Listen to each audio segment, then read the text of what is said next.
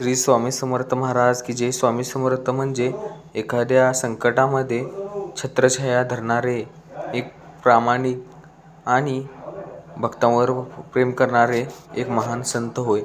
श्री स्वामी समर्थांच्या कृपाछायेखाली आपण जीवनात नवीन गोष्टी करत असताना आपल्याला नवीन वेगवेगळे अनुभव येतात. त्या अनुभवापैकी श्री स्वामी समर्थ म्हणजे सकाळी उठल्यापासून ते संध्याकाळी झोपेपर्यंतचा आपला जो दिनक्रम आहे तो म्हणजे स्वामी समर्थ. स्वामी समर्थांच्या विषयी मनातमध्ये वेगवेगळे आपल्याला विचार येतात.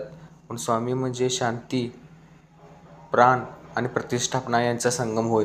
स्वामी जसे जसे आपल्याला स्वामींविषयी कळत जातं तसं स्वामींचे विचार आपल्या आचरणात आणले पाहिजेत, ना की कोणत्याही स्वरूपात भिवून गेले पाहिजे. स्वामी म्हणतात, भिवू नकोस, मी तुझ्या पाठीशी आहे. कारण आजकाल भीती दाखवणारे जास्त आहेत, पण भीती घालवणारे कमी आहेत. भीती दाखवून एकमेकांचं लुबाडून खाणारे जास्त आहेत, तर भीतीपोटी आपण भिवून जाणे आणि स्वतःचा नाश करून घेणे. मुठभर भीतीसाठी तुम्ही आभाळभर बघितलेली स्वप्न दूर करू नका. असेच म्हणतात स्वामी, भिवू नकोस, मी तुझ्या पाठीशी आहे. कारण एकदा जर तू भ्यालास तर कायम तू भीतच राहणार. म्हणून जर तुला पुढे जायचं असेल तर पहिल्यांदा तुला भीती टाळलं पाहिजे. जगामध्ये अनेक संत होऊन गेले, त्यापैकी महान माझे स्वामींनी पहिल्यांदा सांगितले की मनामध्ये जी आहे भीती, ती भीती पहिल्यांदा तू काढून टाक. कारण या भीतीवरती जर तुला पुढे जायचं असेल तर पहिल्यांदा तुला भीती काढून टाकली पाहिजे. आणि या भीतीमध्ये खूप सारखं या मानव जातीमध्ये खूप साऱ्या मनात शंका निरसनांचे आपल्याभोवती कवडसे निर्माण होतात. या कवडस्यामध्ये आपल्याला पाहायला गेलं तर स्वामींच्या आचरणाविषयी आपण खूप साऱ्या गोष्टी पाहिल्या आहेत. स्वामींचं बालपण आणि स्वामींविषयींचे जी लोक आहेत त्यांना तुम्ही जर विचारलं असा तर स्वामींची अगाध महिमा तुम्हाला कोणत्या पद्धतीने करायचे आहे आणि कोणत्या पद्धतीने कोणतं कार्य करू नये त्यांनी सांगितले. मित्रांनो, तुम्ही कधी बाजारात गेला तर स्वामींचा एक तक्ता मिळतो, असे असावे घर, नकोच नुसत्या भिंती, असे असावा परिवार, नकोच नुसती माणसे, असं म्हणून स्वामींचा जे लेख आहे तो वाचल्यानंतर तुम्हाला कळेल की स्वामी चरित्रामध्ये काय लिहिले आहे आणि काय सांगितले आहे त्याची तुम्हाला पूर्णपणे जाणीव होईल. आणि त्या जाणीवेतून स्वामींच्या विचारांची तुम्हाला प्रेरणा घेऊन तुम्ही तुमच्या कार्यामध्ये नक्कीच यशस्वी व्हाल. तुमचे कार्य यशस्वी होण्यासाठी तुम्ही रोज सकाळी 11 वेळा श्री स्वामी समर्थ, श्री स्वामी समर्थ, श्री स्वामी समर्थ असे मंत्र म्हणायचे आहे आणि आपल्या कामाला सुरुवात करायची. कारण आपलं काम हे म्हणजे स्वामींचं काम आणि स्वामी आपल्या कामाला कधीच नाही म्हणत नाहीत आणि स्वामी आपलं काम नेहमी सर्वोत्तपणे पूर्ण करण्याचा त्यांचा मानस असतो. आजकाल पाहायला गेलं तर ईश्वरावरती श्रद्धा ठेवणारे कमी आणि त्यांना नाकारणारे जास्त भेटतात. कोणी म्हणतात तुम्ही अंधश्रद्धाळू आहात, तर कोणी म्हणतो तुझा काय स्वामी. त्यांना विचारा की तुम्ही डोळे बंद करा आणि डोळे बंद केल्यानंतर स्वामीविषयी जे जे विचार असतील तुमच्या मनामध्ये ते घोंगळू लागतात.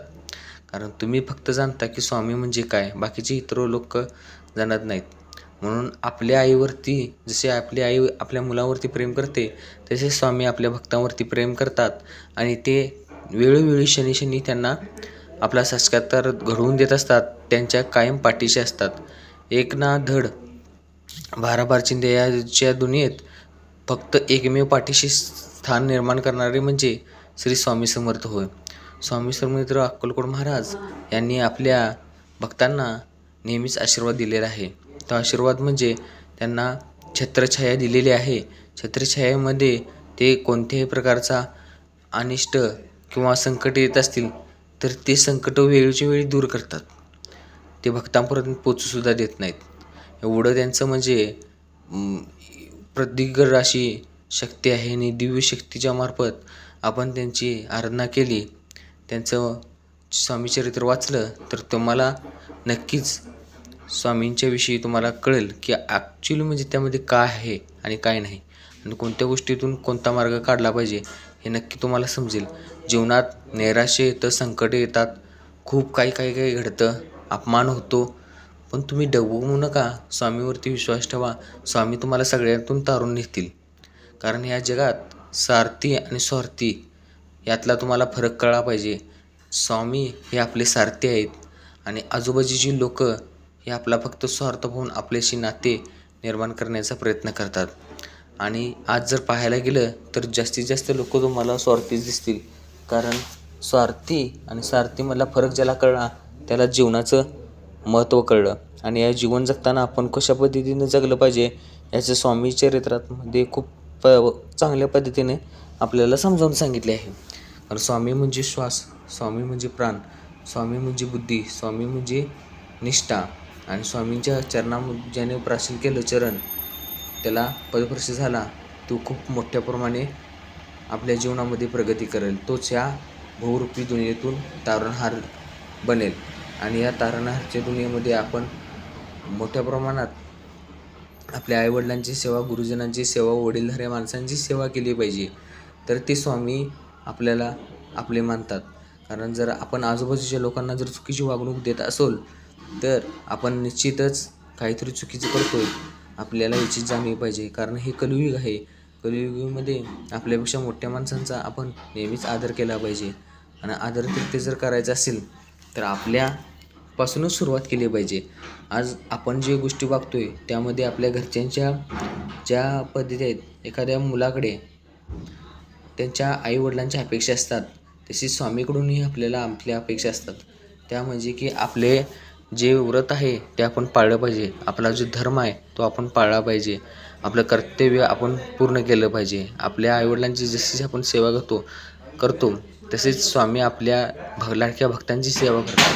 स्वामीविषयी खूप काही बोलल्यात, आपल्याला अर्थ नाही, पण स्वामी आपल्या बोलण्याचे अर्थ आणि अनर्थ करू देत नाहीत. स्वामी नेहमीच आपल्याला आपल्या ध्येयाविषयी प्रेरणा देत असतात. कधी तर तुम्हाला निराश वाटलं तर तुम्ही नक्कीच डोळे झाकून एक 5 मिनटं स्वामींचं ध्यानधारणा करा. नक्कीच आपल्या जीवनामध्ये आपण काय करतोय आणि काय नाही करतोय आणि आपण कशा पद्धतीनं वागलं पाहिजे याचा तुम्हाला सारांश भेटेल. स्वामी म्हणजे अशी तशी शक्ती नाही, ती शक्ती जाणणाऱ्यालाच कळते की शक्ती कोणत्या प्रमाणे आहे.